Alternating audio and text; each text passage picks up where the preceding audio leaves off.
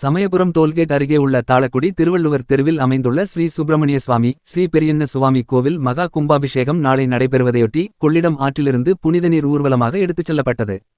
திருச்சி மாவட்டம் சமயபுரம் டோல்கேட் அருகே தாளக்குடி திருவள்ளுவர் நகரில் அருள்பாலித்து வரும் ஸ்ரீ பாலசுப்பிரமணிய சுவாமி ஸ்ரீ பெரியண்ண சுவாமி மற்றும் பரிவார தெய்வங்களுக்கு அஷ்டபந்தன மகா கும்பாபிஷேக திருக்குட நன்னீராட்டு சாந்தி விழா ஆனி மாதம் 2ஆம் தேதியான நாளை 16ஆம் தேதி காலை 9:45 மணி முதல் 10:15 மணிக்குள் மகா கும்பாபிஷேகம் நடைபெற உள்ளது.